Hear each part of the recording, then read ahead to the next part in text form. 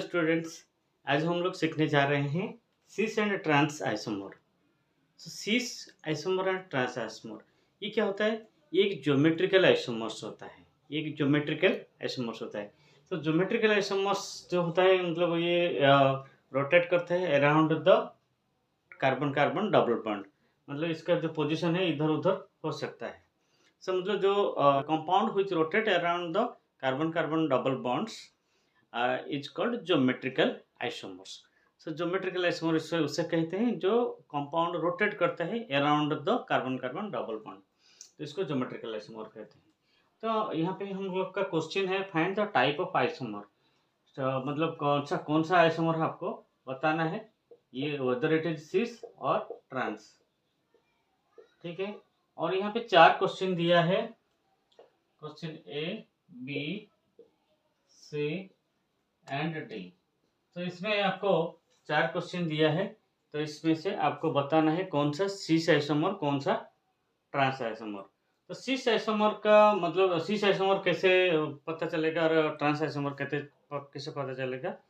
अगर carbon carbon double bond का एक साइड पे, अगर कार्बन कार्बन डबल बॉन्ड का एक साइड पर सेम एटम है, देन हम इसको बोलेंगे सिस आइसोमर। अगर अगर अपोजिट है, मतलब डिफरेंट एटम है on the same side, then it is called trans isomer. ठीक है, तो यहाँ पे देखिए, यहाँ पर if similar group of atoms are present on the same side of a double bond और a ring, then it is called cis isomer. So say if similar group of atoms or same atoms, if similar group of atoms or same atoms are present on same side of a double bond, तो double bond का same side में similar atom होता है, तब हम इसको बोलेंगे cis isomer. अगर डिफरेंट एटम होता है तो हम इसको बोलेंगे ट्रांस आइसोमर। ठीक है, तो अभी देखते हैं सिस आइसोमर कौन सा है, ट्रांस आइसोमर का कौन सा है। तो आप यहाँ इधर देख सकते हैं, यहाँ पे जो कार्बन कार्बन डबल बॉन्ड है, ये वाला, ये कार्बन डबल बॉन्ड है। ठीक है, ये दो कार्बन है, डबल बॉन्ड है। तो यहाँ पे क्या हो सकता है, एच हो सकता है, या फिर कुछ ऐसा हो सकता है, या फिर CH3 या CH3 हो सकते हैं। तो यहाँ पे हम लोग देख रहे हैं, यहाँ एक साइड पे, सेम साइड पर ब्रोमीन है। ठीक है, यहाँ पे इस जगह पे ब्रोमीन एक साइड पर है, तो इसको हम बोलेंगे सिस आइसोमर। सिस आइसोमर, क्योंकि यहाँ पे एक साइड पर सिमिलर एटम है, तो इसलिए इसको बोलेंगे cis isomer. Question number A का सिस आइसोमर होगा। लेकिन क्वेश्चन नंबर बी का क्या होगा? यहाँ पे ब्रोमीन है, यहाँ पे क्लोरीन है। तो ब्रोमीन क्लोरीन है, तो यहाँ से कुछ पता नहीं चल रहा है ये सिस है या फिर ट्रांस है, तो इसलिए यहाँ पे हम लोग HS डाल रहे हैं। तो यहाँ पे देखेंगे ये HH दोनों सिमिलर हैं।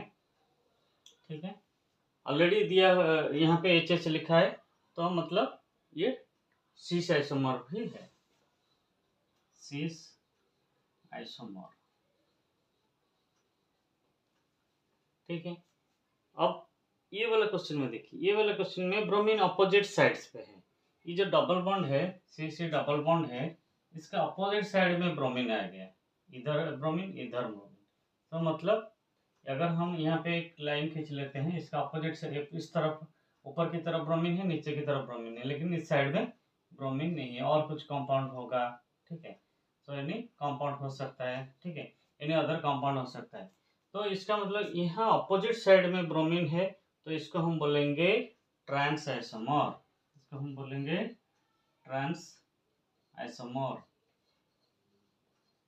क्योंकि अपोजिट साइड में ये जो डबल बॉन्ड का जो लाइन है, इसका अपोजिट साइड में, एक से ऊपर साइड और नीचे साइड, अपोजिट साइड में ब्रोमीन है।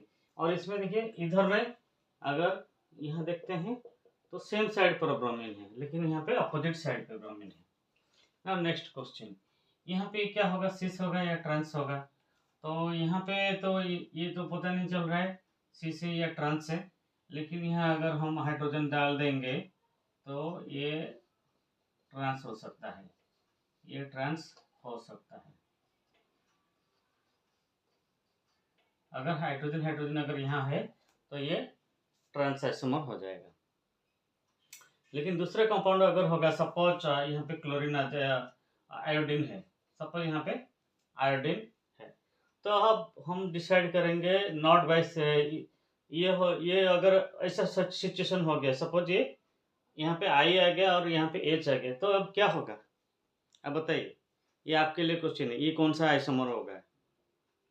ये आपका ई जेड आइसोमर में आ गया, ये आपका ई जेड में हो सकता है, एनीथिंग अबाउट ई जेड, ई और जेड आइसोमर होगा, ई और जेड आइसोमर होगा। तो आपके लिए क्वेश्चन है, ये कौन सा आइसोमर है? ठीक है, आप इसको कमेंट के थ्रू आंसर कीजिए, ये कौन सा आइसोमर है।